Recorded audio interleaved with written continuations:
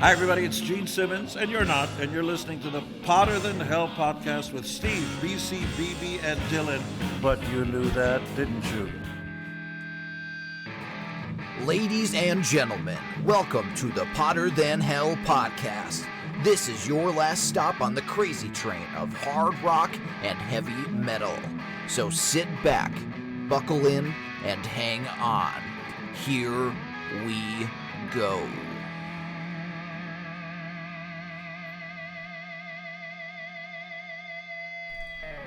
Hello, Potter Than Hellions. Welcome back to the Potter Than Hell podcast. This is Steve, your host for this evening, and I'm joined by BC and BB. And the keyboard player tonight is me.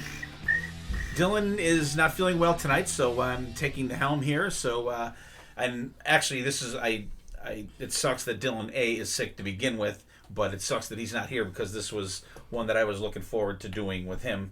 Even though, as you can see by the title of the episode, which I'm not sure what it's exactly going to be, but I'm sure the word acoustic is in there somewhere. And BB's chuckling because it's usually they usually do the acoustic stuff when I'm on the cruise or out of town or something. So, and I said, I think it was last year, I said that the next time we do an acoustic one, I'll do it. So. Yeah. And, You're good for your word. Good on your word. So we've had this in the works for a couple months now. So we picked our albums, and then one of us repicked their album 2 weeks ago, actually, after we did an episode with my podcasting partner from I Remember Now. And actually, I'm glad that we did. So, because Steve would have had two shitty albums to talk about. I don't know. We'll see. BC, how's it going, buddy? It's going. You look all right. BC was a little flustered when he got up here. He had a little traffic incident. We'll say a little bit. Stupid people on the road. Understatement. He was a little fired up when he walked in the house here. But how's it other than that, BC? I know you're working your ass off, but how's it going? Yeah, like you said, that's all I do is work. He's here, and that's why, because one day off, here I am. After I retired, their schedule got increased, so I had everything done because when we were both going to be retired, we were going to record every Wednesday night. So I had all the dates down until August for that. So then the last day that I worked, BC and I went over the schedule, so we were able to tweak it for when he was able to be here for the most part. So thanks, BC. It's still good to see you, buddy. Good to see you. BB, how are you? How are you, buddy? Good. Busy week.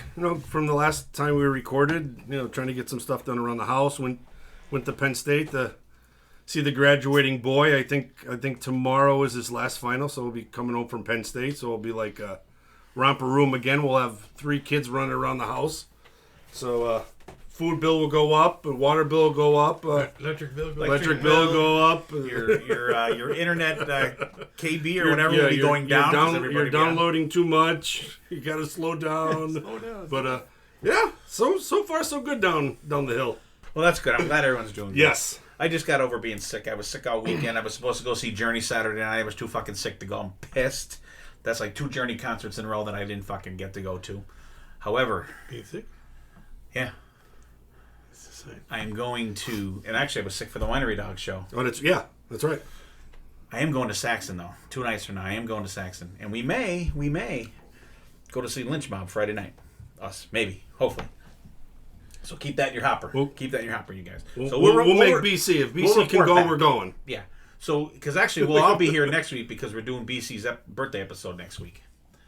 And if you think you didn't like the albums tonight, BC's birthday albums come out. There's nothing happy birthday about that episode. BC's thinking, what albums did I pick? I know. Did I even pick them yet? He did. He picked them. I picked Elvis.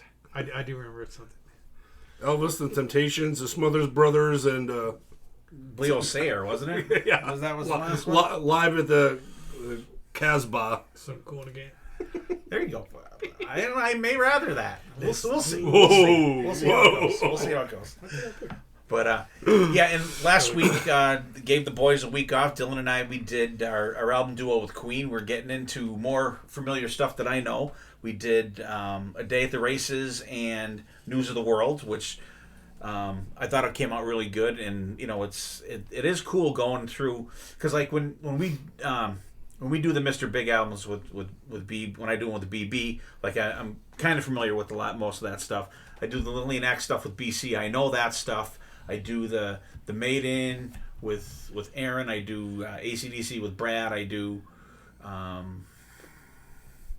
Y&T with Sonny, and I do Priest with Steven. Yeah. And I'm going to be doing one with Zeus in the summer, and I do Metallica with Tom. So like those bands, I'm used to their catalog, and can kind of not wing it, but like know more about it and what it's about. But with the Queen stuff, like I know the hits. That's it. Like remember the greatest hits ones came out. They had the one yellow one and then the purple or blue one. Like that's the shit that I know, but not the stuff that's in between. And there's a lot of craziness in their fucking catalog. There really is. There's some stuff you're like, wow, just like, is this like a song from like 1920? Like there's some shit like that, like vaudeville. Now you know why shit. It's not a hit. So and I always said, and I've said them on the episodes with Dylan, like they're a great band that they knew which songs to pick to put out for singles and to play live, because like Queen Live Killers, I think, is after News of the World, and like none of those crazy songs that are on those first 6 albums are like on that. And as we go through them, like I can see why on some of them. But it is interesting going through them. It's very cool, very cool. All right, so BB, what have you been listening to, buddy? It's funny you say Mr. Big, because record store day you were working. I hung out with our buddy Scotty and Rob in line, and Jim Pilkowski was a couple people up for me. But I've been spinning the new Mr. Big live album. They recorded it this year. I think it's not so big. I don't even think it's on streaming, so I can't even. Don't they do like Lean Into It live? Or the whole album? Yeah, it's like the whole album. Lean Into It. It was recorded this year. Good stuff. I threw Van Halen, Mean Street because Michael Anthony said it was the anniversary the other day. So I'm like, oh, I'll throw that on. I haven't really listened to that in a while. Fair warning. Well, yeah. What did I say? Mean Street. Yeah. I get what you mean. Yeah. Opening up with me, and then on my phone I was listening to the new Accept album. I think that's recently. Last week it came out. Yeah, I'm about halfway through it. It's pretty much a good hard rock and Accept album, but so far I love what I heard. All right, BC, what do you got going? Like I said, I'm delving back into Overkill. I keep trying to see, there's such a cult following, I want to say. I don't think they were ever huge, but like they're medium range. They're always a hardcore cult following. So I'm like, and everything I would hear, I'd be like, oh, this ain't bad. And I never really, like I'm saying, just like a lot of things, I'm going to listen to it, and you don't. And forget that thought is gone out of my head. I say that about Avenged Sevenfold all the time. But listen to some of that, and what the hell is it? Metal Church. I mean, that's another band I keep saying. There's a band that they have this cult group of people that keep them afloat for forever, 80s. And of course, like BB and the new Accept album, which, come on, Accept. And there's something else that's not in my mind right now. All right. Yeah, and for Overkill, like, I think like Overkill, Testament, Exodus. I like their newer stuff. I think they get stronger as they go, and I think a lot of it is the production. Because like I would go back and listen to like an older Overkill something, and I think it's the production that kind of kills me on a lot of that shit. Yeah. And Metal Church, I have to try them because I've tried them before. I don't know if I was in the right mindset to check them out. There's times I like it, and there's times it's like. There's times when I'm forced to check them out. So we'll see how that goes. I told you about that. I know. And for me, I also have the new Accept. I've been listening to that, and it's unusual because I pre-ordered that. Online a couple months ago, and it came out Friday, and it actually came in the mail on Saturday. So it's unusual to get a release like within a week of when it's actually supposed to be released. So that was cool to get that. So and I actually listened to a bunch of live albums in the last couple of weeks because on the Queensryche podcast we kind of veered off the Queensryche path a little bit, and we talked about Queensryche live. They had we broke down all the bonus tracks from all the Queensryche albums as they were reissued and stuff like that, and we picked our top ones from that. But then we each picked 3 live albums that we really enjoyed, like growing up and stuff. So I picked Russian Rio, I picked MSG Live at Budokan, and I picked Night Ranger, the live one with the Youth Contemporary Orchestra. And then Ray picked Scorpions, Worldwide Live, Iron Maiden, Rock in Rio, and I forget what the other one was. Well, anyway, I forget what the other one was. Sorry, Ray. But checking them out, New Accept, I think it's fantastic. I really enjoyed it. I listened to it the other day about halfway through. I'm like, this could be the one for the year for me. This could be it. Still listening to New Priest. I think Accept hit me a little better initially than the Priest, even though the Priest hit me great, but the Accept was like right away, and I think that was a lot because we saw them twice on the cruise, and it was so fucking good, and we got to see them do Humanoid too. We got to see them do at least one of the new songs, so that's what we got going. Mr. Big Lean Into It live from Record Store Day for BB. And the New Accept and VH Fair Warning. Some Old Overkill and Metal Church for BC, Accept as well, Except for me. Except I got some live albums from research for the Queensryche podcast, and I also been checking out the new Rods album too. There's some really good stuff on that. Was that one you were thinking of, BC? Yes. Okay. So and once again. Speaking of the Rods, Carl Kennedy's book is out, Tales from a Wild Dog. It's very good if you are into any kind of old type 80s metal, whether it be Rods, Anthrax, Metallica, old Iron Maiden. Carl was there at the ground floor of it. Some awesome stories in there, and there's stories that he tells, and there's stories that guys from like Anthrax like Danny Loker and Joey Belladonna, and they have inserts in there too. Ross the Boss from Man of War. So check that out. And Carl was the original drummer, Man of War too. So some great stories in there. I think I read the book like in a day and a half. I mean, really a good quick read. You could not meet a more humble person, for sure. And he's still kicking ass. He is still kicking ass these days. So that's what we got going. And he's recording the audiobook part of it now too. Yes. Yeah. So I'm excited to do that. I think it's easier for me to audiobook it than sit down and read it. Yeah. Remind me to tell you about that later. Okay. You should have. I still got it. Just put it on the shelf. I think you should have Paul Stanley do it. I know you want to read my book. If you don't want to read it, you want to listen to it. I know you want to hear about Carl Kennedy. All right, so that's what we got going. So we're going to do the acoustic albums tonight, and we each picked one. Someone picked 2, but then we went to the second one, which I'm glad we did. We'll hear about that in a little bit. So we drew out of BB's camo Boston Bruins hat. That's not nice. Boston Red Sox hat. Well, they're in the playoffs, right? The Bruins are in the playoffs. Yes. Yeah. Because I saw a picture of Zeus and Murph. Zeus has season tickets for the Bruins games. Him and Murph were at a game last week, I saw. So I ended up drawing the name. BC picked my name out first. So the album I picked was Night Ranger, 24 strings and a drummer. It was recorded in May of 2012 at the TRI Studios in San Rafael, California, and it was released September 6th, 2012. So it was a pretty quick turnaround. So June, July, August, like a 4-month turnaround, which was, even for 2012, that's a quick turnaround. But it was a live album too, so there wasn't a whole lot of post-production.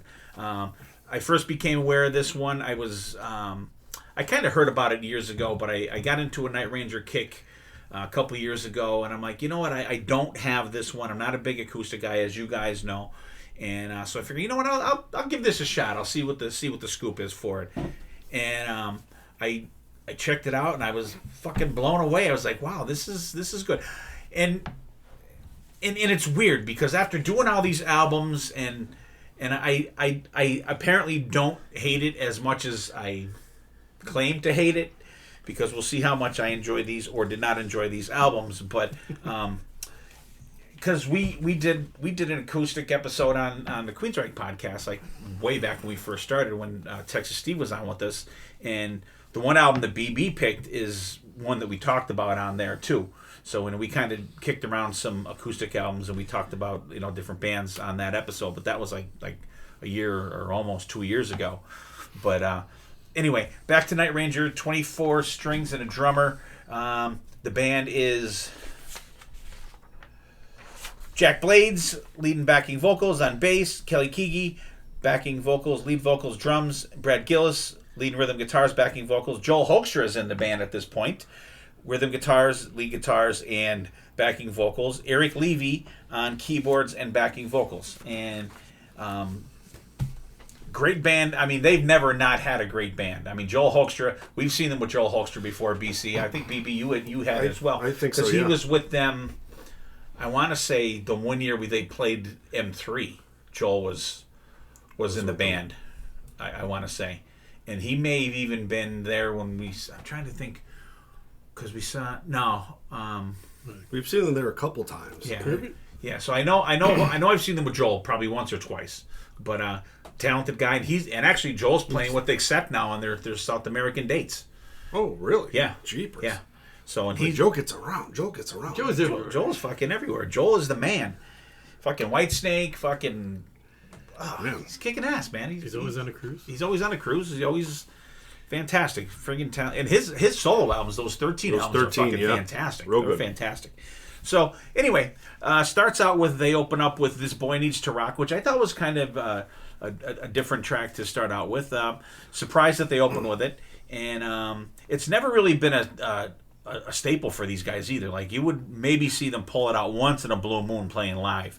And I love the do-do-do-do. It's pretty cool in there. It has like a rockabilly feel to it on this version. Dylan must love this one because there's a lot of jaunty piano in it. Eric Levy's fantastic on this album because there's a lot of cool killer piano parts on this. The arrangement is different than the regular version. More jaunty piano at the end, a great start. And I think if I was there, I'd be probably more surprised than when I was listening to this, like going, "Wow, that was a cool, opening one there." And then they go into When You Close Your Eyes. It goes right into it. I like when the pace picks up for the second verse. In here, they pick up the pace a little bit in it. Great Jack and Kelly back and forth on the vocals for the verses. The background vocals are great. This is one of my favorite Night Ranger songs. I love it. The chorus is amazing.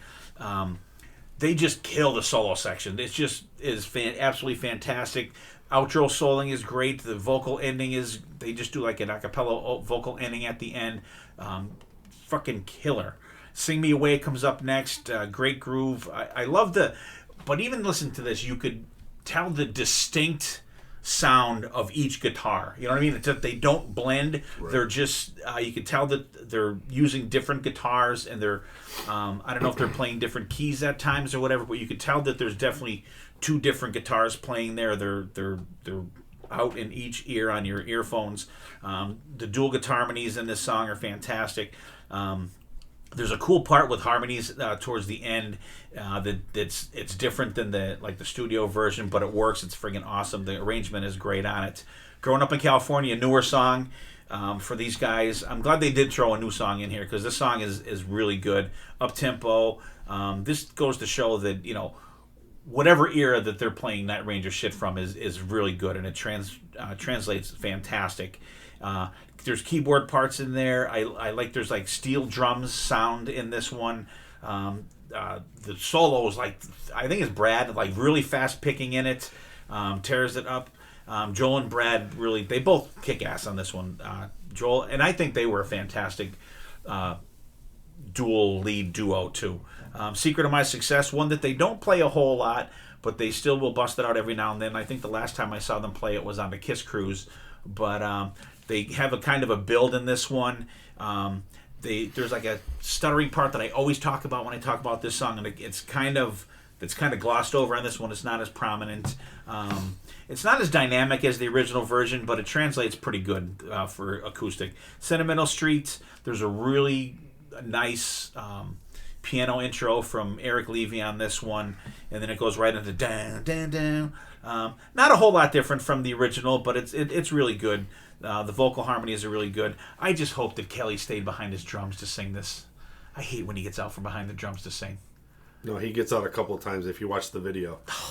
He gets out a couple of times. I meant to watch the video. I'm sure he has. he did. I don't know what it is. It's like, it's not like a tambourine. It has like a couple of tambourine little things, and he's sitting there and he's. I don't know why that just bugs me. I don't know. It just bugs me. 4 in the Morning is next. Good build into it. Great smooth feel to it. Jack's vocals are fantastic. I always like the pace of the song. Joel Hoekstra plays the solo on this one. The first solo, actually, and then the second solo is Brad. Just a fun track. Let Him Run, Goodbye. Let Him Run is a really good deep track. I always forget about the song until I hear it, and I'm like, oh, yeah, okay, I forget about that. I like it. The dual parts are good in it. Goodbye.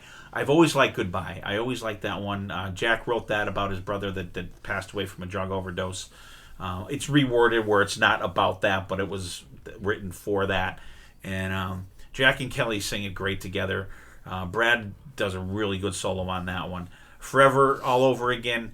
This is another deep track from these guys. Slower track from the Neverland album, which people are going, Neverland album? What the fuck is that? Which is what, BC? Fucking awesome. It's great.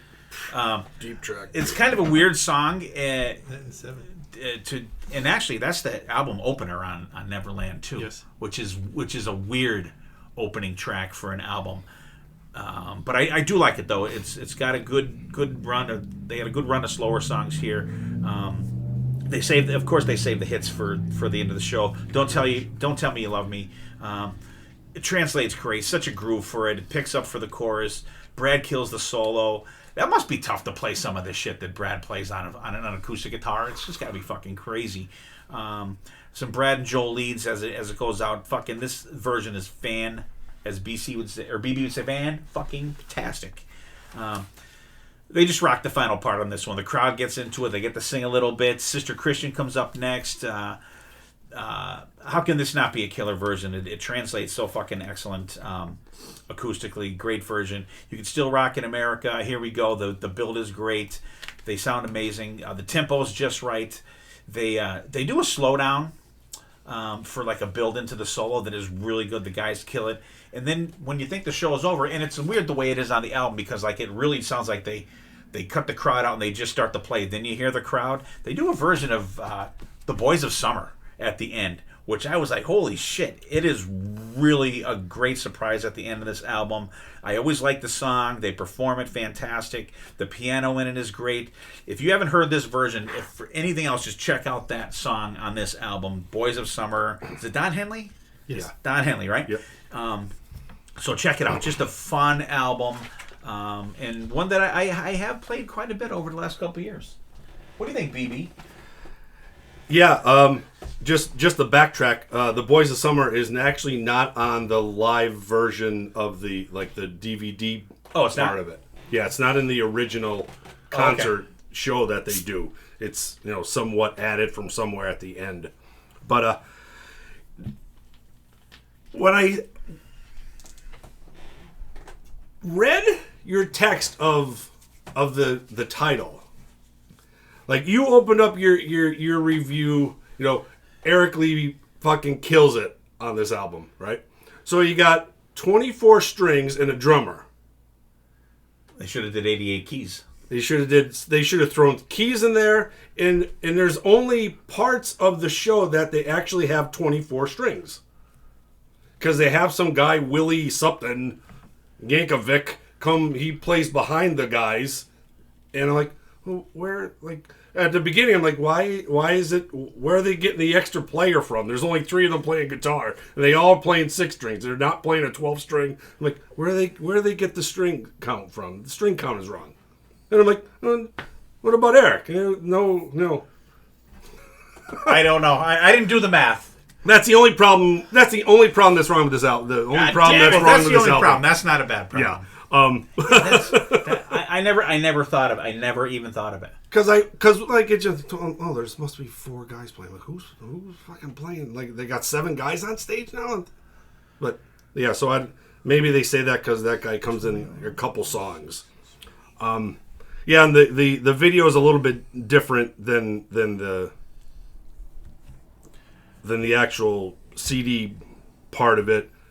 Kelly rambles on a couple times, and that's cut out. Joel does like a goofy thing before Sister Christian, and that's cut out. But no, good. This is it cuts out a lot of the silly banter for sure. This boy needs to rock. Like you said, this is like an oddball to start with. Right out of the gate, you know that it just seems like the aura of this album is just going to be nothing but fun. Great musicianship with these guys. The album sounds amazing. The production is super crisp. Yeah, definitely a great rendition of this song. Next one, song number 2, When You Close Your Eyes.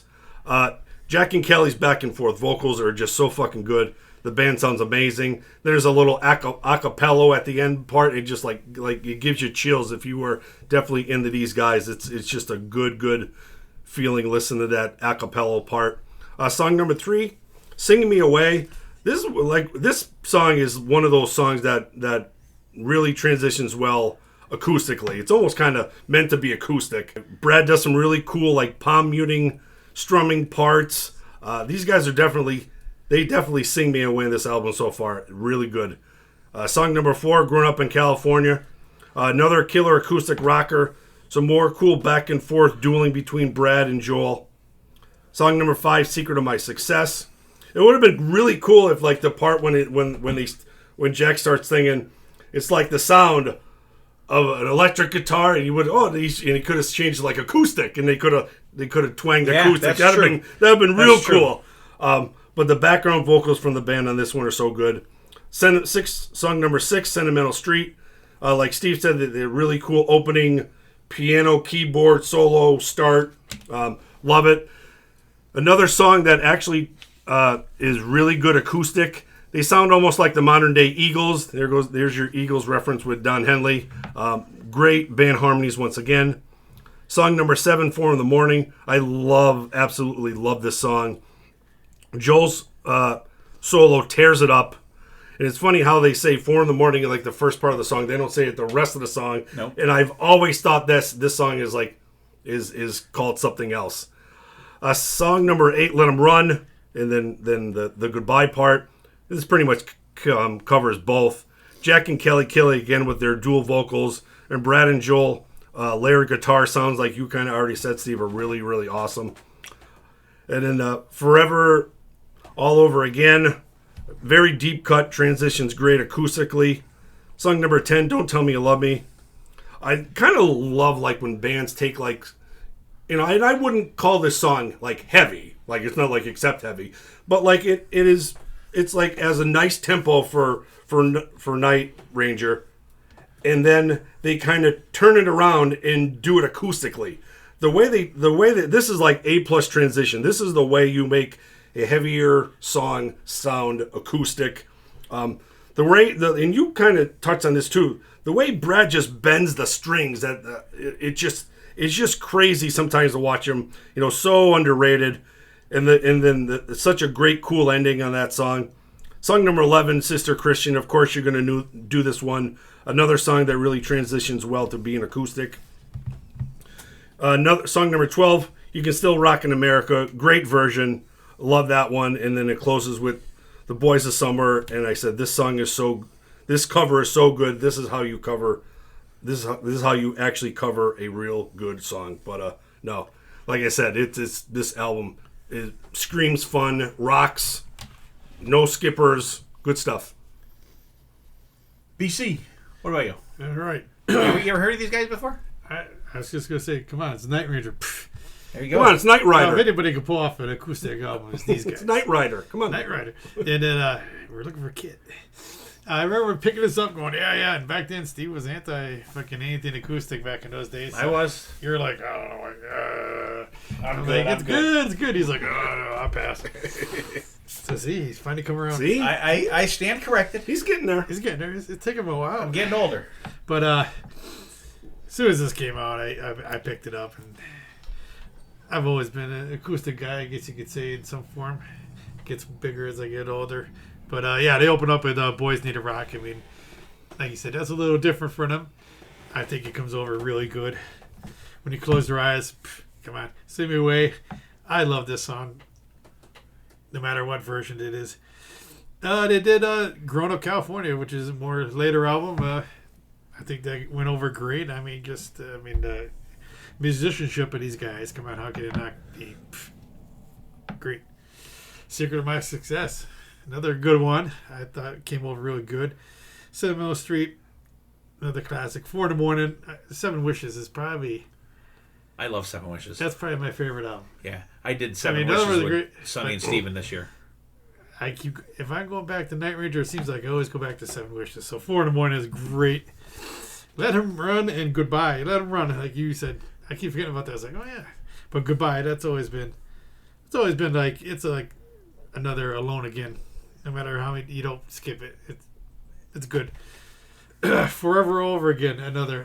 When I saw that, I'm like, holy shit. Because you don't think they would. Another one you don't think of. You don't think they would play it anyways, because it's really, those albums are, unless you're a hardcore fan. Like People don't know them. People don't know them. And so it's considered a deep track, even though it's the opening track on the album. Because it's the deep album. Yeah. But when I saw that on there, I'm like, yes, like, cool. And to me, I love when a band will branch out and do stuff that's really not. They'll take that risk. Yeah. So then after that, we go into the, I guess you would say, the hits. Don't Tell Me You Love Me, which, like you said, we not necessarily like this one. This one and You Still Rockin' America. Like, they're not, like, except heavy, like you said. Yeah. But they're their heaviest they're like stuff. The solo in this, and then to do it acoustic, I think it just blows me away. And I was surprised with the Boys of Summer to finish it all off with the Don Henley tune, which I like the Don Henley version, and this is just like, I always like when you like a song, then somebody else does it, you're like, whew. Especially acoustic too. Acoustic too, and it throws that different feel to it. But I mean, come on, this album just has there. I mean, it has that great acoustic feel. The vocals are great, and to me, a great set list. So, Night Ranger. There we go. All right. I wish. Actually, I'll text Dylan when BB's going. I'll see if Dylan will give me his rankings at least for the albums. But BB, you're up next, my friend. What do you got for us? Alrighty. What's your second choice of albums? Yeah, my first choice was more of a dig to Steve. You know, being the anti acoustic guy. My first pick was going to be the Foreigner does a live acoustic album. You know, all their big hits, and it's a cheesy sounding album. I'll give it that. Because a lot of those Foreigner songs, there's not really a great rock to them. They always kind of stayed at that mid-tempo thing. Like, that'd be a good funny album to make Steve listen to at least once, and pull his hair out or grind his teeth in. But after we did the Dokken episode, which it seems like it's going is a great big success out there. A lot of people commenting on our post from Facebook where we dropped the episode. A lot of discussion about that, which is great. And like Steve said in that episode, it took us all these times to actually do a Dokken album. One of these songs were actually going to be my hidden gem for that. And I don't think we did them because I think we did. Did we do them? I think okay. We did. And Ray picked one from there too. Yeah, that was in his set. But so I went with the Dokken acoustic.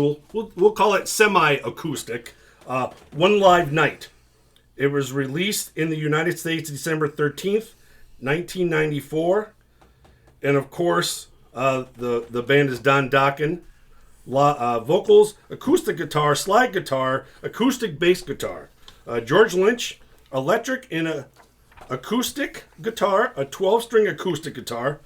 Jeff Pilson, acoustic bass guitar, acoustic guitar, piano, and vocals. And Wild Mick Brown on percussion and vocals.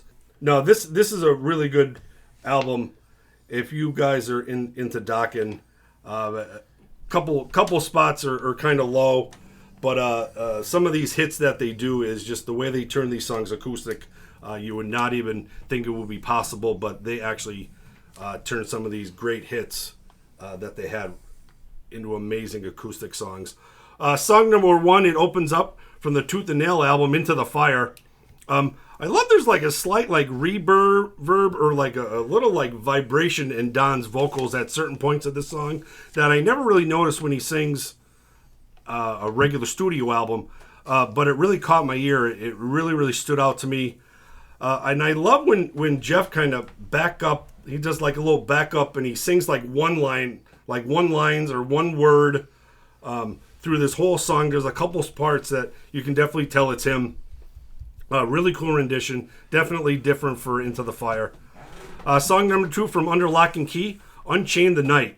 I love this acoustic and squealing electric guitar opening that George and Jeff do. Don and Jeff's vocals are just great with this. The harmonies are fantastic, especially at the chorus. And once again, there's like an acoustic and electric guitar solo that George and Jeff goes back and forth. And I just love what they did with this song too. These first 2 songs are really, really great. Song number 3 from the Dysfunctional album, a little bit of a non-hit really for just regular Dokken fans, The Maze. And Ray knocked the ball right out of the park when he said that this song actually sounds like a Beatles song because acoustically it definitely has that Beatles feel to it. I can definitely hear it through this version. A good rendition. Ray had this really high up in his list, and I think this is the reason why. This is a really good live acoustic song. Song number 4, also from the Dysfunctional album, Nothing Left to Say. George plays like a 12-string guitar on this one, which is so cool. Don's vocals are great. Jeff been mixing killer background. This is just one of those really, really cool songs that George kind of does a solo, and he kind of slows it down a little bit. And he's almost like emotionally, attached to that solo because for some reason he just goes and he's like so smooth and he's slow and then he picks up a little bit. He's really into that solo.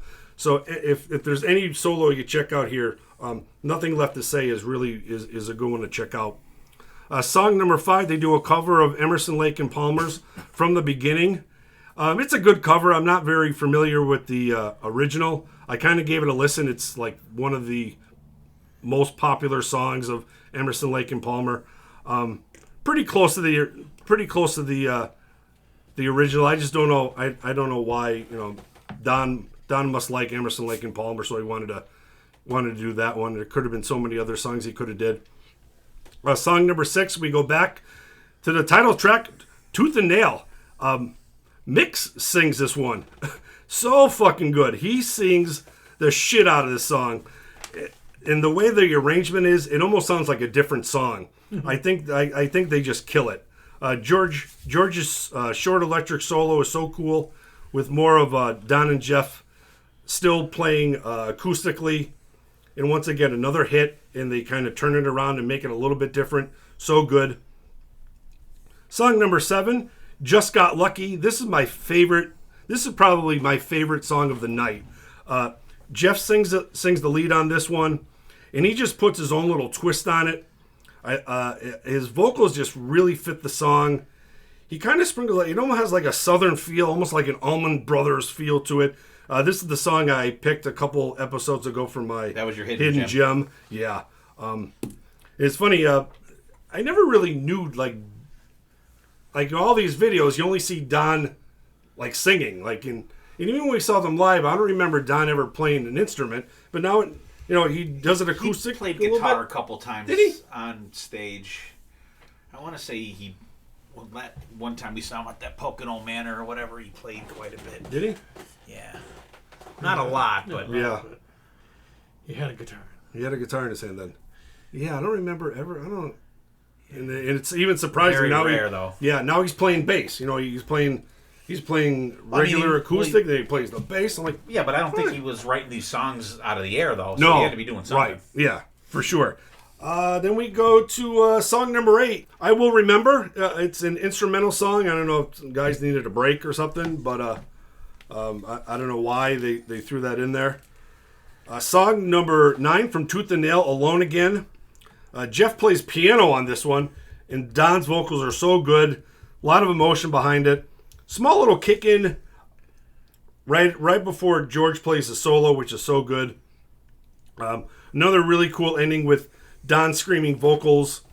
But I think the highlight of this song is Jeff playing the piano. It's just so good. Song number 10 from Under Lock and Key, In My Dreams. This rendition is so cool. Once again, like the hits, their hits, they just kind of turn these around. Don and now the three, Don, Jeff, and Mick actually they're all doing vocals at this point. They all sound great together. George plugs back into his electric guitar. Great heavy solo. Another a cappella part at the end of this song. Just really, really good. And it's, just almost like Night Ranger. They do like a cappella parts. It's just so cool to hear these, these rocking guys do like a cappella songs. Song number 11, Nowhere Man. This is a Beatles cover.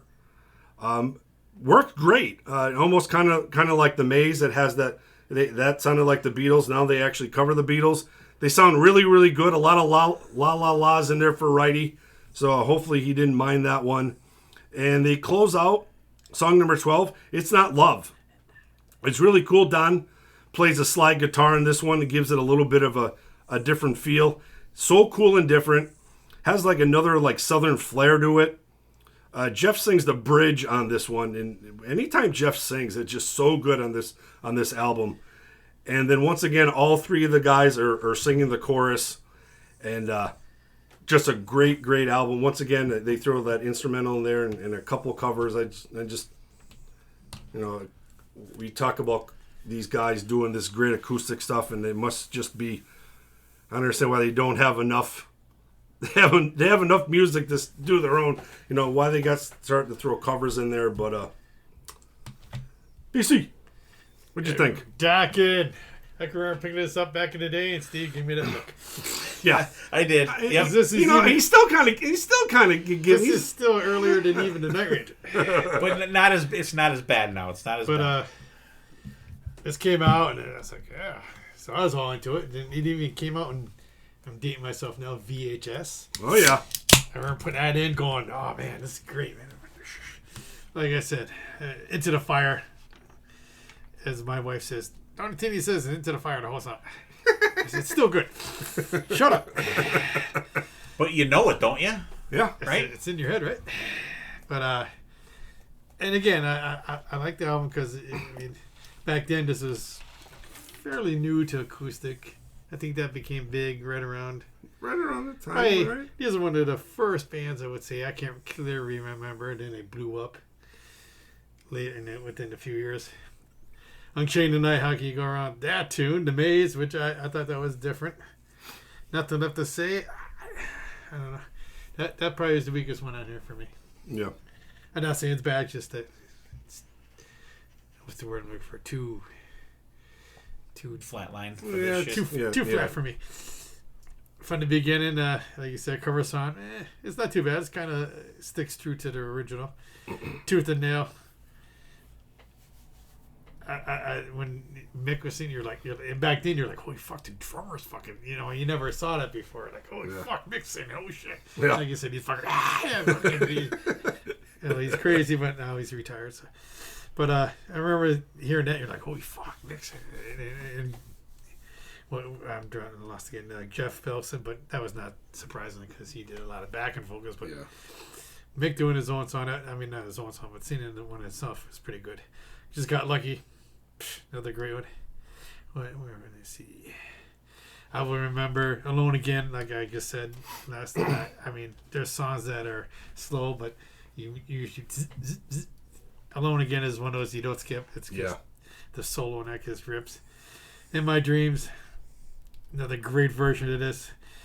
And hey, Don sounds good. Yeah. But we're going back a few hundred years. I can remember 30 years ago. I sounded good 30 years ago. Yeah. And did you guys see that they're reissuing this album on like orange and black vinyl? Yes. I did see that. Okay. In my dreams, I always laugh when I hear this song because I first started dating Renee. Nikki was maybe 13. She's in the back seat and she's singing every lyric. I'm like, it was I on know it. that song. Yeah. I'm thinking, how do you know every lyric? I thought that blew me away. Nowhere, man. I like that. It's Not Love is always a great one. What am I missing here? I'm missing something here. Nothing, I don't think. No. Nowhere, man. Nowhere, man. I guess I'm not a big Beatles guy, but I love the way they do it. Like I said, got the la la la. A lot of la's for righty. La la la la la la. I keep trying to do that in my head when I get angry driving. There you go. La la la. Yeah. Serenity now. Serenity now. Most of the time it comes out. La la la. Nowhere, man. The outro. I could, like you said, there's so many more things they could have done. Yeah. It's Not Love. That's another standout for me. But when this came out back in the day, I mean, it was different and it kind of started the little ball trend, rolling. right? It started a trend, but another good one. Yeah. All righty. All right, Dokken, One Night Live. This one. How about the half-dead sounding intro? Ladies and gentlemen, Dokken. Like the guy, like... This is Dokken. I don't know, it's just like... They need Wild Mick to Yeah. Talk about, like... This is Dokken. Fucking... I mean, I realize it's not a rock show, but I mean, at least have a little bit of fucking life in you. Jesus Christ. Good. I mean... Half-dead introduction notwithstanding, the guitars sound crisp right off the bat. The tambourine is like good in the mix there. Don's vocals are good. The no drum kick-in is You miss it. I know. I'm like, I just love the kick-in that song. You don't get it there, but the background vocals sound great. And I like how most of the solos are electric solos. Yeah. You know what I mean? Yeah. It's like you don't get you get a couple acoustic solos here and there, but like But it's throughout the layered album, perfectly. Like, George just tears it up, and I think that adds a great element to it. And I think that sort of makes up for the lack of actual drums on this album for me. Great version of that one. The bridge after the solo, the vocal bridge is absolutely fantastic. Unchained the Night, one of my favorite songs of it. I'm loving the sound of the guitars already on this one. The arrangement is different on this one. George absolutely tears it up. This version feels darker, though. It got like a little dark feel to it. But I do want some drums. I mean, don't get me wrong. Mick is killing it on the tambourine. And later Maybe on, a congo later on little the congos and bongos. But I do miss the drums, though. And drums are an acoustic instrument, though. They are. The vocal harmonies are really good on this one. The solo is like really melodic on this one. Is great.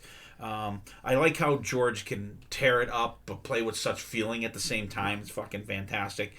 The Maze from Dysfunctional. This is a deep track for me, and Ray, you said Ray picked it on the Dokken episode. I had checked it out after that.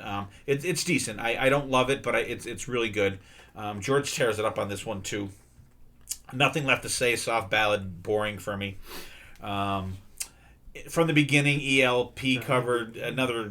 It's okay. I mean, I know that I've heard the original version. Not sure why they do this. I don't know.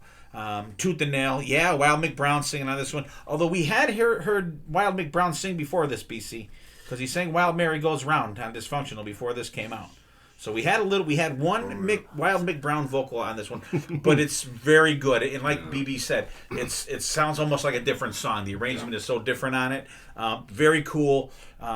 George's solo is very subdued on this one too, which I think is very cool too. It gives that arrangement a little different feel to it as well. BB's gem song from the Dokken episode, Just Got Lucky with Jeff Pilson on vocals. BB, if you want to hear how awesome Jeff Pilson sings Dokken songs, right, listen to the TNN album, the TN sign and N. They do a couple original songs. It's Mick Brown, George Lynch, Jeff Pilson, and Brian Tishy plays some drums on it. And it's them with some original songs and then some Dokken songs, and Jeff Pilson does all the vocals. No way. And then check out the Pilson Lynch album too. Oh yeah. I've seen Jeff sings all the vocals on that think too. I've seen that one. Fantastic. So if you're a fan of how he sings this, you'll love that other stuff. The electric guitar in Just Got Lucky Here is fantastic. Jeff's vocals are great. Awesome version. The soul rips on it. I will remember. I really like the feeling of this song. It's different for me. I don't even know what the hell this is even on. Truthfully, to tell you the truth, it's not a song I'm totally familiar with. Yeah, but and it's funny. There's actually words to it, so I don't know why they just decided to do it. Is it a Dokken song? Yeah. Okay. I'm not that familiar with it. It's like a different release from somewhere. Okay. The bongos sound great on it. It makes it flow. The melodic leads are great. Great song. That's the instrumental, right? Yes. Yeah. Oh, it fucking rips. It does. I'm like, holy shit! Like, what is that? Because what happened was for some reason, when I put this in the playlist, the track listing for the Dokken album got mixed up somehow. Because I was listening to it and I'm like, writing it and I'm like, this isn't that song. So I had to go back and find the actual track listing and then do it that way. And I was like, what the fuck is this? Like, I didn't know it. And that was through, I don't know if it was my fault or if that's just how that it was in my Apple Music. I don't know. Alone Again next, piano version. Don's vocals are fucking excellent on this one. He really belts this the fuck out. Really, really good. In My Dreams, I've always loved the harmonies in this song.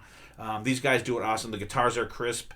The solo is just so fucking good on this song. It's just so good. George Lynn, I wish a lot more bands did this format guitar-wise. Like, imagine, like, the Night Ranger album with, like, Brad Gillis with that crazy... That would be fucking cool. That would be cool. And plus, if you did that and added drums on this, oh, my God. It'd be amazing. Nowhere Man, they perform it really good. They really do. I'm not a Beatles guy. It's not something I would ever listen to again. They perform it really good, but it's just not for me. Like, this two cover songs, like you're right, BB, like, and we'll hear some other cover songs tonight too. But I think for this Nowhere Man, I would rather this than the ELP one, because they do this really well. I'm just not a Beatles guy. They do it justice. They do. Yeah. It's Not Love. I like the rock and feel that they do in the beginning. Then there's like a count in for the song Proper to Start. It's very cool. A good arrangement on it. The chorus is great. But it's got a swampy feel to it, the way they play it on this, that I think comes out really well. The slide guitar adds to it a whole lot. I think it sounds really cool. Fun version and the great end to the show. Then there's like this outro thing that is fucking stupid that I didn't even review. But I enjoyed it. I'll tell you, and because that's been coming up a lot in conversation lately, that Dokken album. So it really has. So yeah, two cool ones. So we're gonna do I guess we're calling it the halfway song now, because the Jim song thing is nobody. I don't know. We've only did 300. And 350 episodes, and nobody knows what the Gem song is. Confused all of a sudden. So the Gem song, aka halfway song, it is not your hidden gem. It is a song that breaks up the episode. This week I decided to stay with the acoustic theme for our song. So I was looking for something like, I got something a little different that's acoustic that I'm not used to. So I went to 1999 BC, and I know we both love this album. The Alive and Well album from Quiet Riot, 1999, and the acoustic version of Don't Want to Let You Go from Quiet Riot. Dylan's going to play it for you right now. As David Coverdale would say, here's a song for you!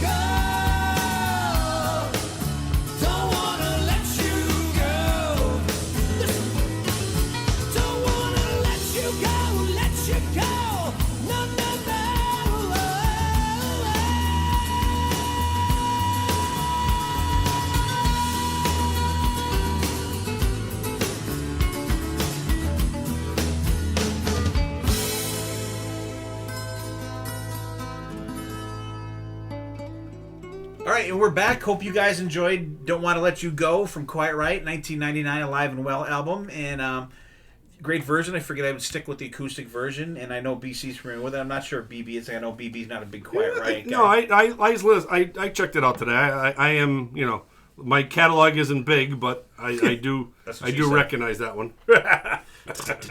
All right, so Hidden Gems. What do you got, BB? All right, let's go back in time to 2012.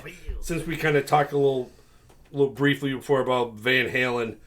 If you actually bought the Different Kind of Truth album CD version, it came with a deluxe DVD disc in that.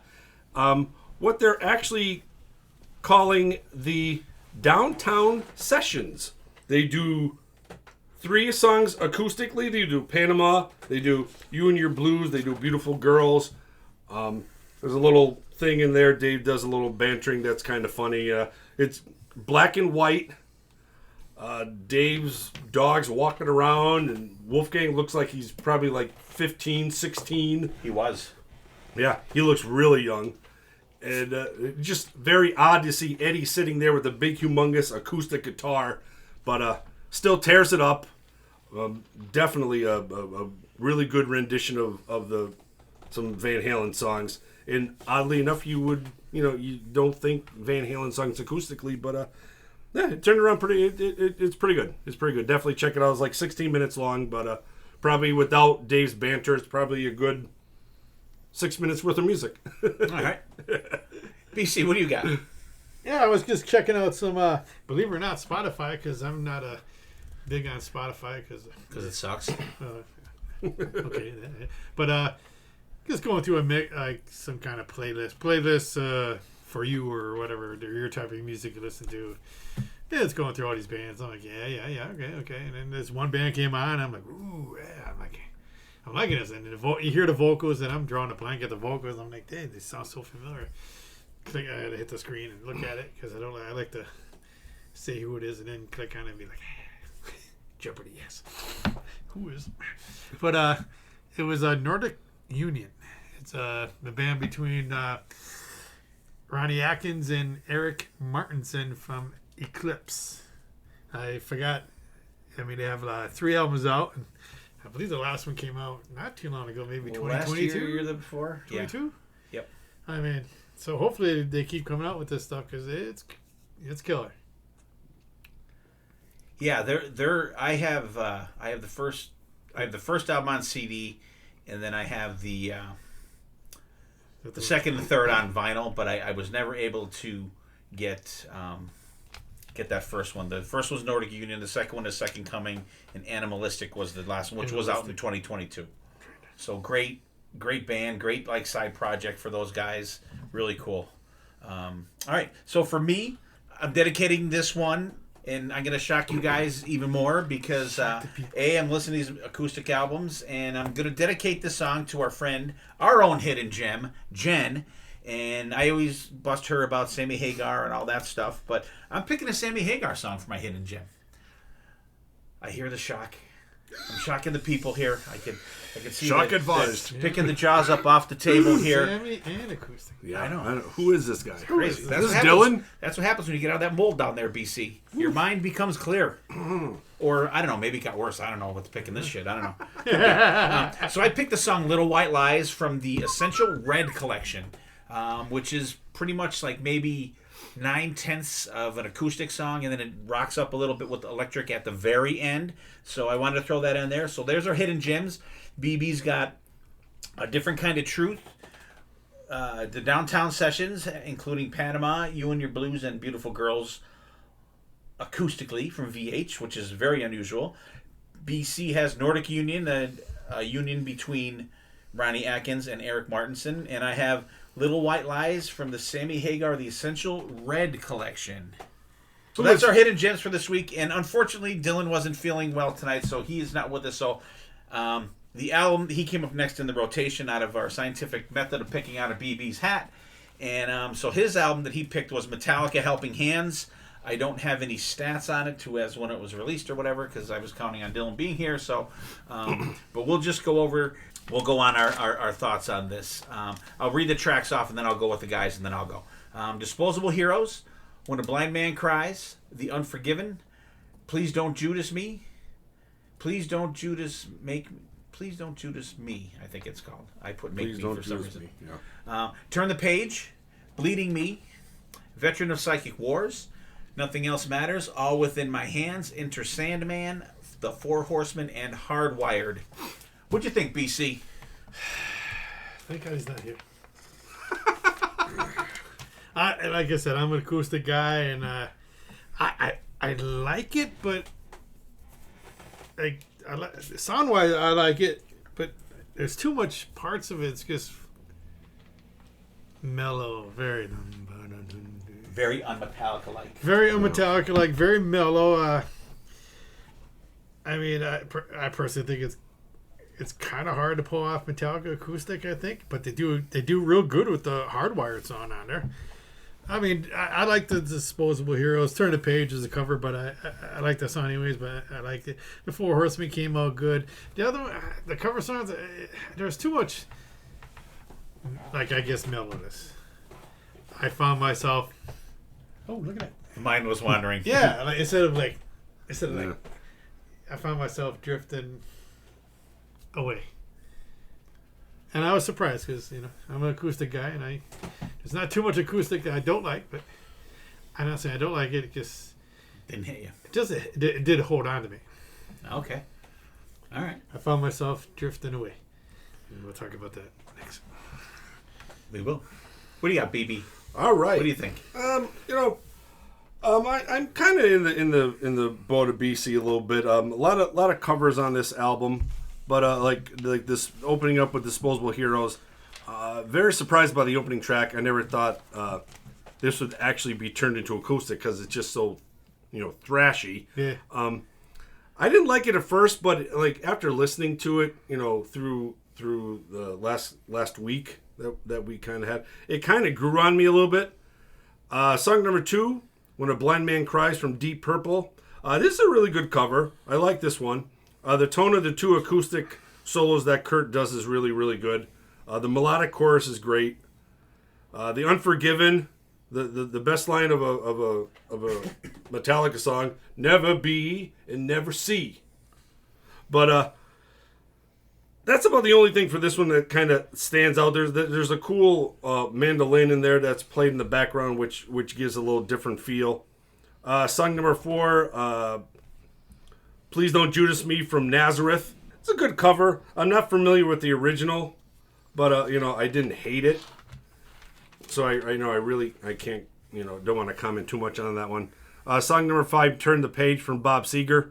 Another good version. This one's going to be on here. I'm just sick of so far. 3 out of the 5 songs are covers. I want to hear Metallica.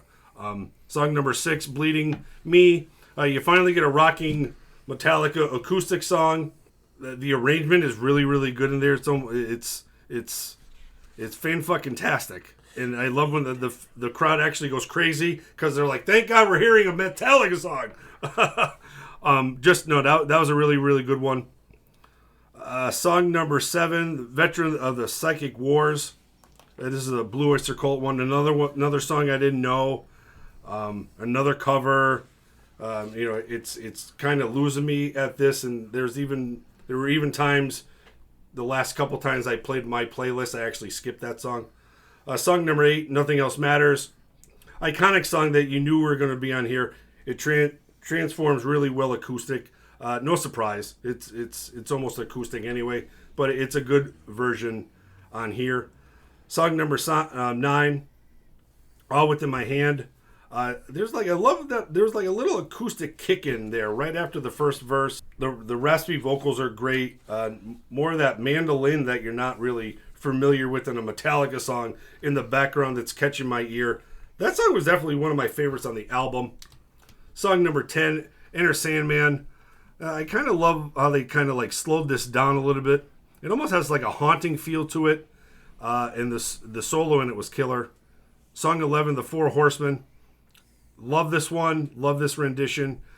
They almost like incorporated like a southern outlaw rocking steel guitar feel to the song, almost like a heavy ZZ Top song. It's just funny with the Four Horsemen. You think of like southern and like cowboys and horses.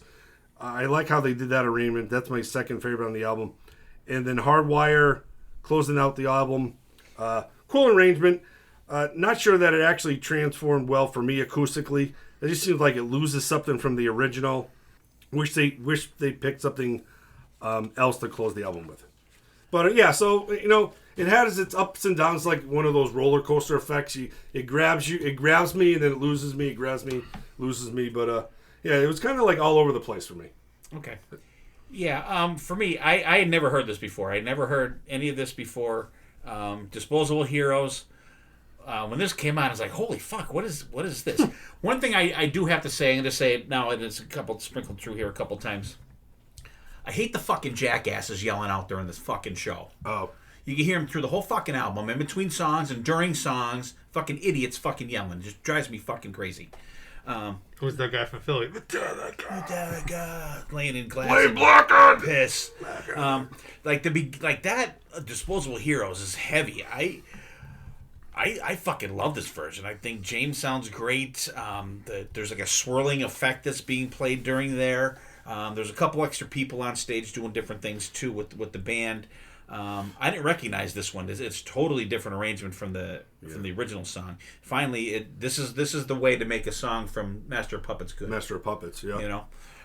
Maybe if they did something with the thing that should not be, maybe they could make that fucking song good by doing an acoustic version of it. I like the back to the front part. It gets intense.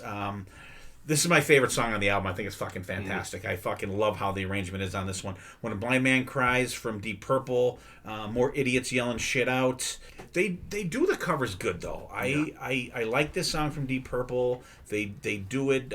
Kirk plays a ton with feeling on here. The solo's fantastic.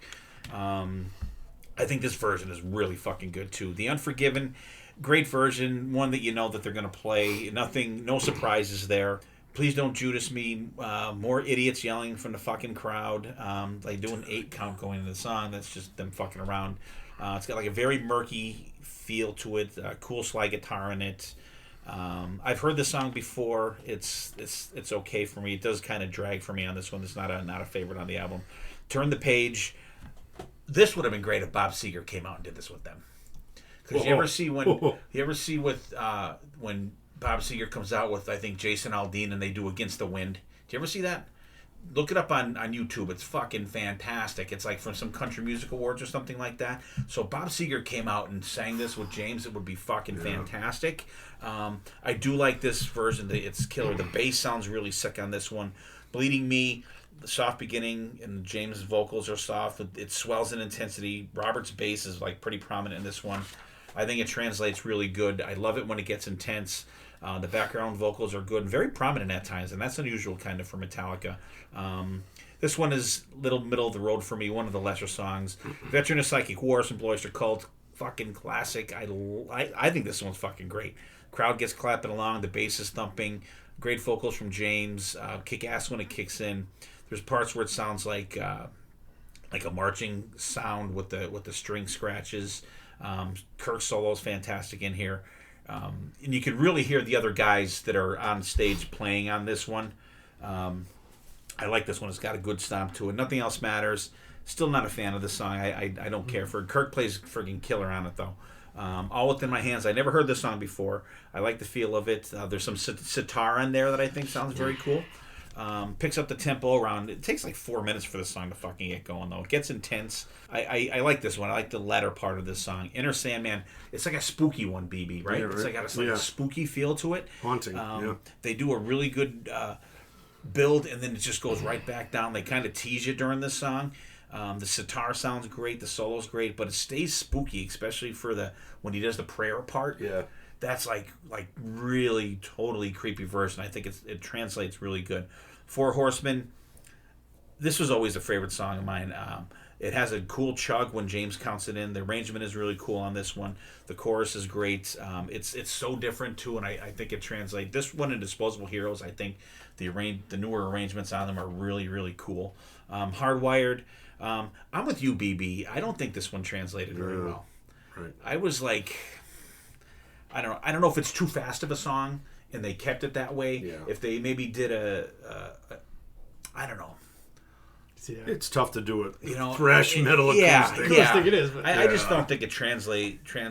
I think well. when it came out, I liked it so much because after the But I In mean, other words, just that think came if out- they did like Moth to a Flame or something like that, where it has the time changes in it, I think it would have That'd be been a different, lot better yeah. because it's not totally ripping, but it rips, but it's not like the full bore, and you have that time change in there. I think that would have been a really good one. And if I didn't ask this on any of the other ones, but if you went to, let's just take them. We'll take them from the first ones here. If you went to the Night Ranger show, and with us talking about it already, and have say we were there and we left, walking out of that show, would you have been holy fuck that was cool, or like it was okay? What would you have been going on the Night Ranger show? fucking cool. Oh yeah, 100%. I would have been. That was fucking awesome. And for the Dokken one, awesome? What do you think you're walking out of there?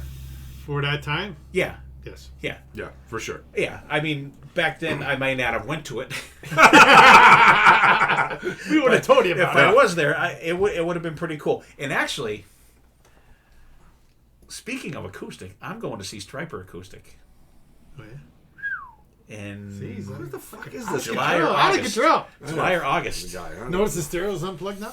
Yeah. I know. I'm going full acoustic. I'm going full acoustic. Boy. They're going to get a trusty guitar. I'll talk to you guys. I'll talk to you guys about that later too.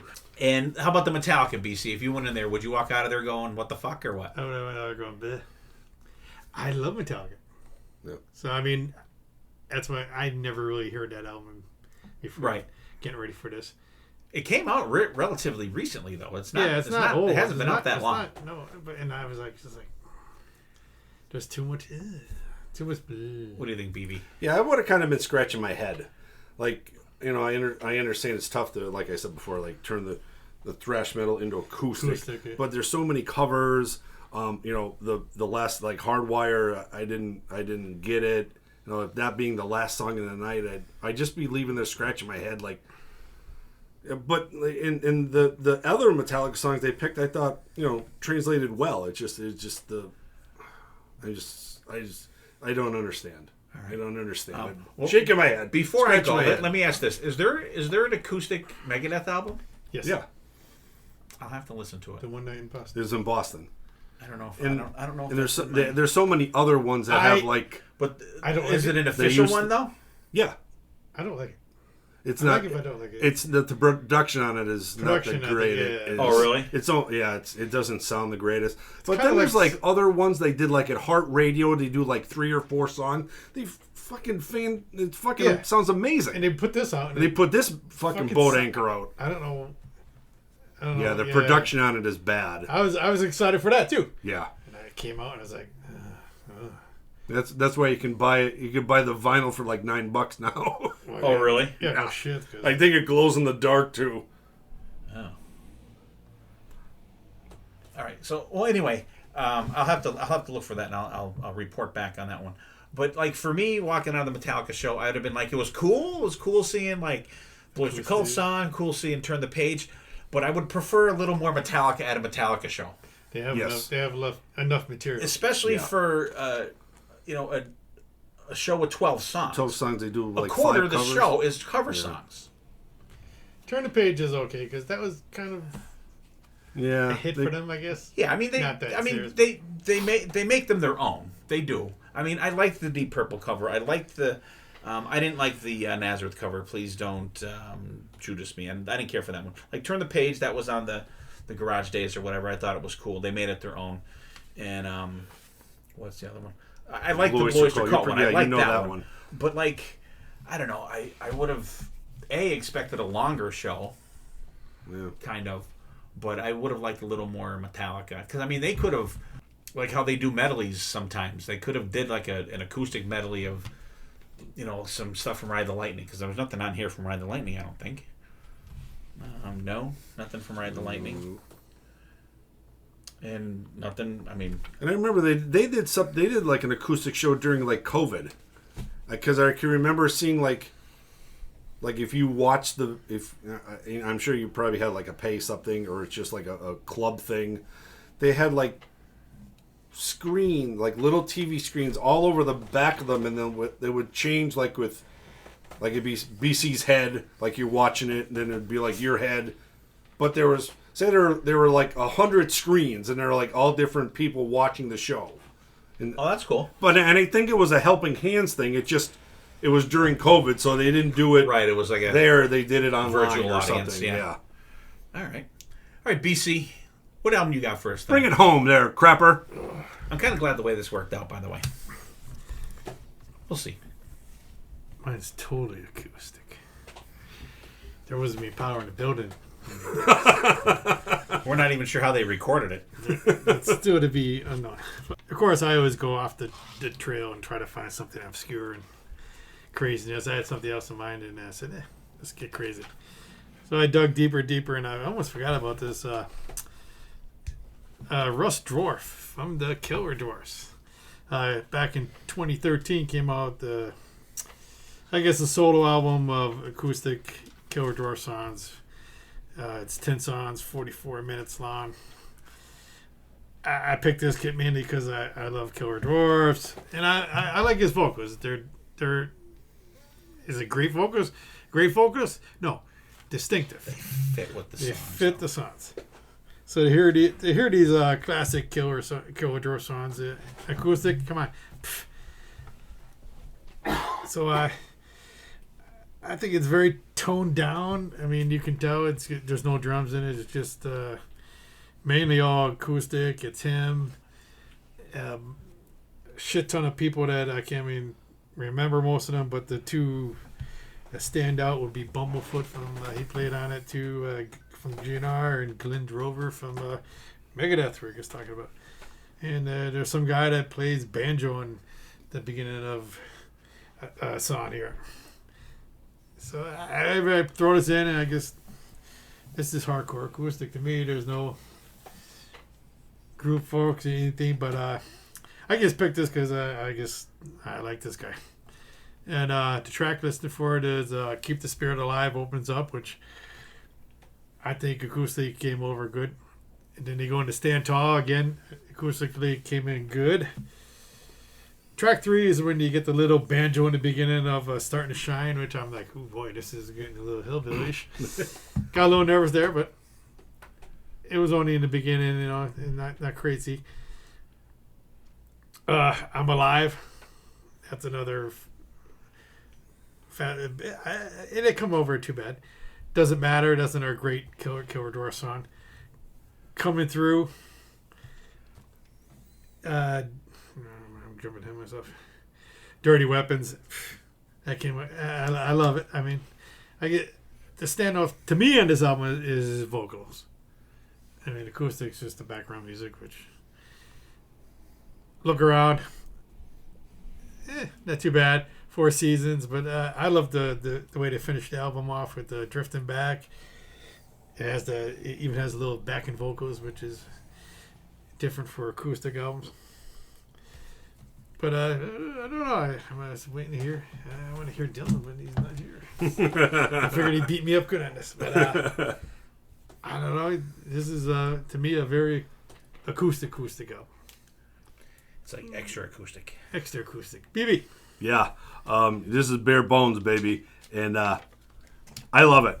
I think I have this CD because one of the many times coming home from M3, we're in the car, and you and Steve got this CD because they had like a little stand there. There was a shirt. I think I bought a Killer Dwarf shirt, and you guys got the CDs. You may have even gotten 2 CDs. But we listened to it on the way home, and Steve's like, "Here, BB, you're the acoustic guy. You can have my CD." I don't know if he got it because he did think it was acoustic, because he was not an acoustic back then. I didn't think it was. It was. I thought it was like a greatest hits or something. Okay. Yeah, okay. I didn't remember until BB said that. I'm like, I'm like, yeah, I remember that. Yeah, you can have this, BB. You're the acoustic guy. So I'm very curious of what he's, I'll let you know if I want it back at the end. 12 years later if he wants it back. But opens up with Keep the Spirit Alive. Russ's unique and gruff vocals fit this song perfectly. A great arrangement. Love this opening track. Song number 2, Stand Tall. Momentum picks up a little bit with this one. Cool version that holds close to the original. There's a cool slide guitar solo in it. I wish there was a little bit more background singing in it. I wish it could add a little bit more, but I understand where Russ is coming here. It's just him and a couple of guys, just almost like you're just hanging out in the backyard. Song number 3, I'm Alive. More harmonies that I was looking for in this one. It almost has like a Tora feel to me, this one. Love this one. Song number 4, Starting to Shine. Cool banjo start with some almost perfectly pitched screaming vocals from Russ. More nice harmonies with him and the guitar player. Once again, another very cool banjo solo to end that one. Song number 5, Doesn't Matter. Another Killer Door song that kind of transformed perfectly acoustic. I love the little keyboard in it right before the solo. The only thing with this one, there's like a fade out to it at the end of the song. I'm like, that was odd. And every time I looped it around, I'm like, oh, there's that fade out. It just kind of stuck with me, and I never understood why. Song number 6 coming through, Killer Dwarf song. The guitar tone, the harmonies, the vocal raspy performance are all killer. Absolutely love it. That Mid-Eastern Mexican sound, riffs throughout it are so cool. Song number 7, a big hit for these guys, Dirty Weapon. This song rockingly just kicks ass. Sounds great. The transformed really cool acoustically. Almost has like that bluesy kind of almost like a ballad feel to it. Just a great mind-blowing rendition. My favorite on the album. And this is why I love when bands do songs acoustically, because this does not sound anything like the original. Song number 8, Look Around. Another Killer Door song that sounds really good acoustic. Russ's vocal performance is perfect. More great harmonies between him and the other guy. Another spot-on acoustic song. Song number 9, Four Seasons. This was an easy one to do acoustic, I think. It's almost acoustic on the song on the album, just without the drums. Song number 10, Drifting Back. This is a very odd closing deep track. I'm surprised they picked this one. Works well acoustically. These last couple, I wish they were kind of mixed around a little bit more in the album, because it seems like it's very top heavy. You have all your hits to 7, then 8, 9, and 10. Especially these last 2, I think they're on that album with the guy looks like a miner. Yeah, the whole big ears. Method of Madness. Yeah, that's it. And I haven't listened to that album years. So like these 2 songs, I didn't recognize as well of the other ones. But yeah, I have no complaints about this. Russ. All right, BC, I love you, buddy. I do. I tried to sugarcoat it, and I knew he was going to kill you. I was like, all right. I mean, I like Killer Doors. I do. I like them. So I was a little apprehensive getting into this one. I kind of figured BC would pick something off of the beaten path, and which is nothing new, which should be expected almost at all times. And this is the first I've ever listened to this. So, because you threw it at BB. You listened to it at least once in the car on the way home. I did. Well, I must have blocked it out because I was like totally anti at that point. He was hungover that day driving home. What is this? What the fuck is that? Who wasn't coming home from fucking M3? Keep the Spirit Alive. Mellow start. The production sounds really good on it. The guitars have like a warm sound to them. This one's a little slow for me.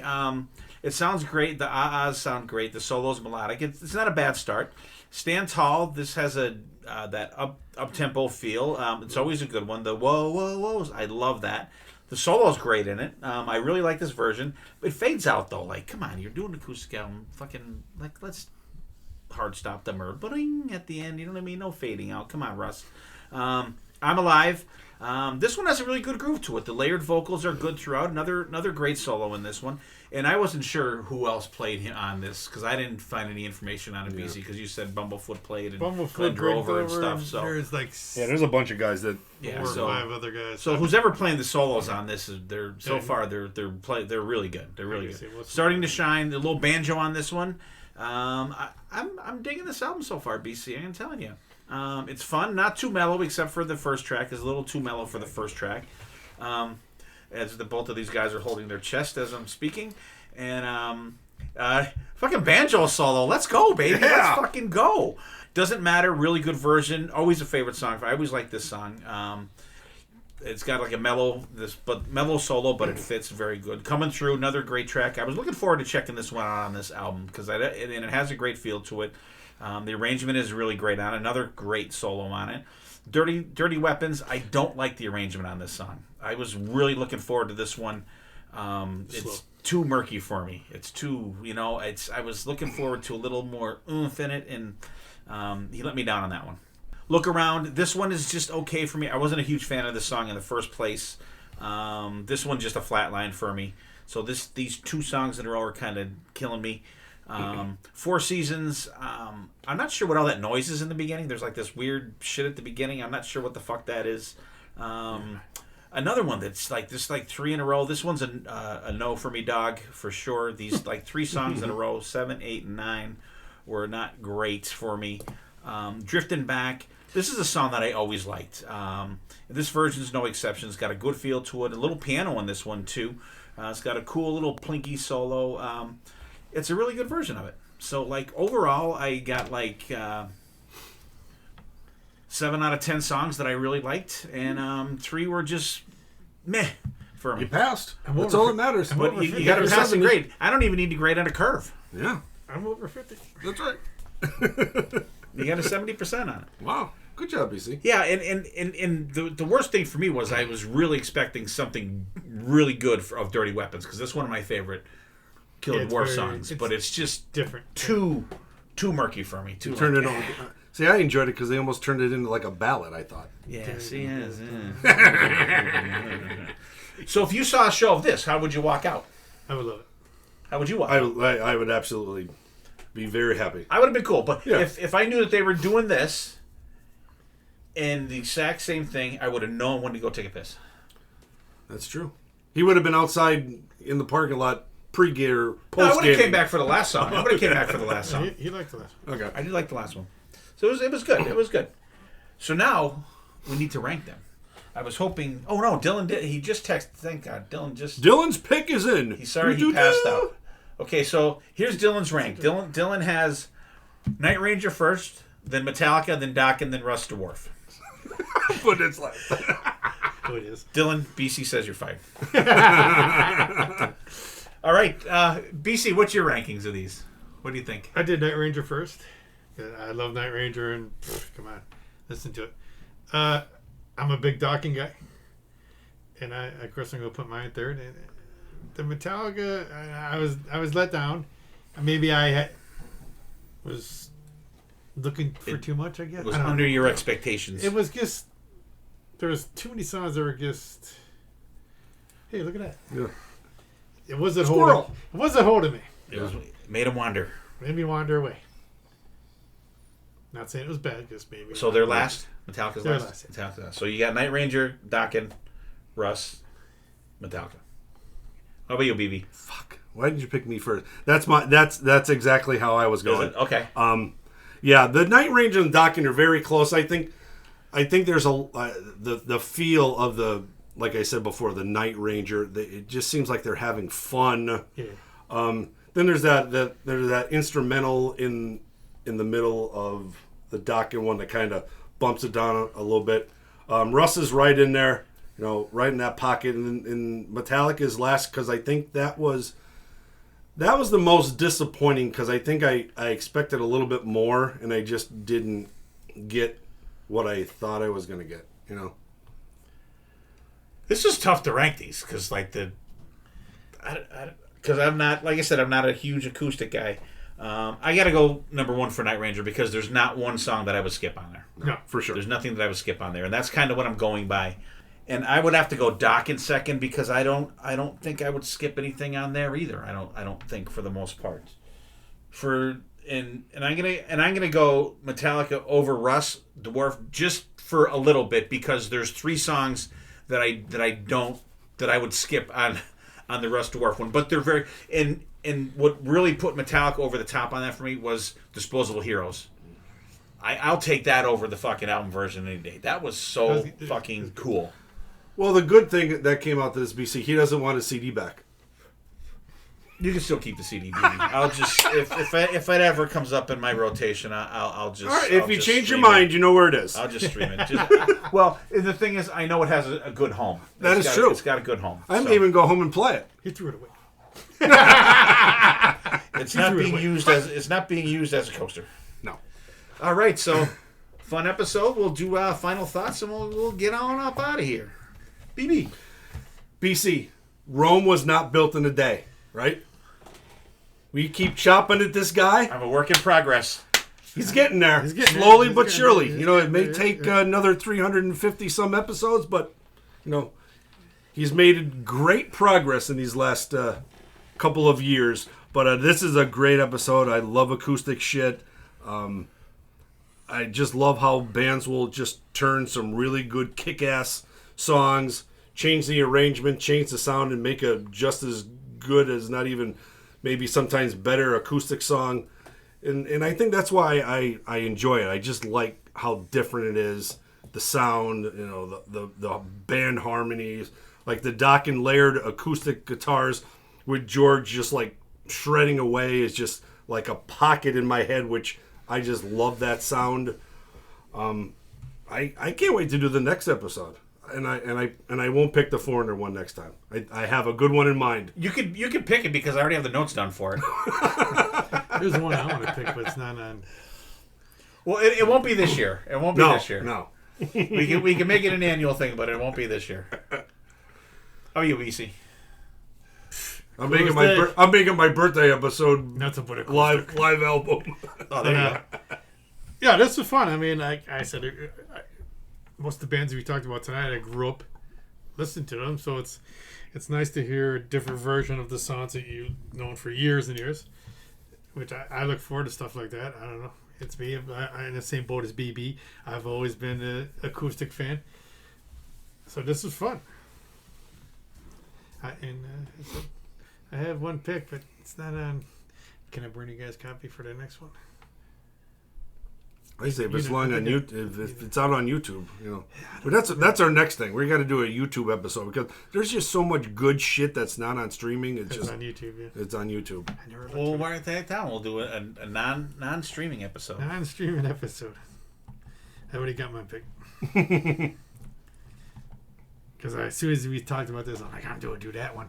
I'm like, fuck, it's no. And it's so funny when I looked up to see what the name of that actual thing was from the Van Halen album. Now, Different Kind of Truth is not on Apple. No, it's like, off. what the fuck? It's off. It'd be on there, then it's not on there. What? I Something know. else. Cause There was Y&T albums that were on there and that aren't on there. Something the first else. couple albums They're are on in with there. There's a bunch of things on my the Vinnie Vincent phone. stuff's not on there. There's a ton of stuff that's just understand. it's not on there. I don't know. All right, yeah.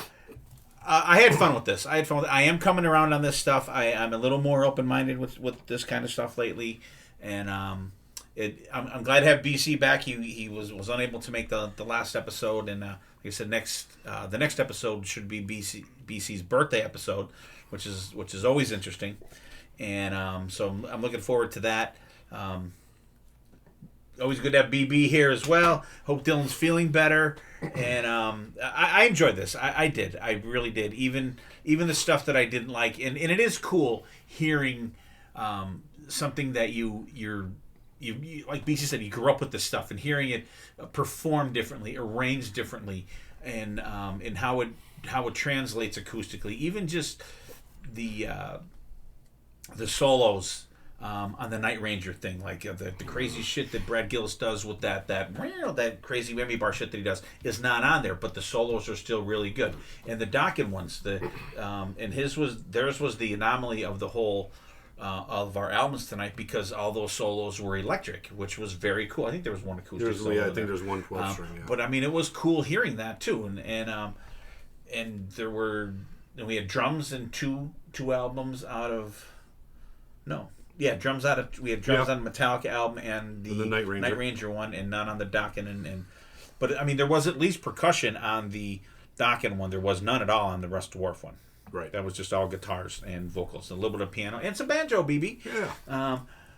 But yeah, fun episode. I'm not hating this stuff as much as I used to, and I'm, like I said, I'm a little more open minded to it. So BC's planning his. BC's already got his non-streaming song up or album up. Oh, okay. Oh, all right. Oh, jeez, I haven't even fucking heard Well, of they that. make fucking one album and. Whew. I think, yeah. Fucking forever. So yeah, I like that. Yeah, so always fun doing this stuff. I don't care what it is. Like I said, doing this podcast is just an excuse for us to talk about the shit that we like, and sometimes we don't like, which That's is right, also and fun that as is well. okay, because Yep. you're not supposed to like everything. That's right. So check out the Spotify playlist that Dylan's going to put together for the episode. Once again, I hope Dylan's feeling better, and great to see the guys here. We got 75% of the original crew, and we will all be together next week to record BC's birthday episode. So, until then, everybody, take care of yourselves, take care of each other. We will see you next time, and there definitely will be a next time.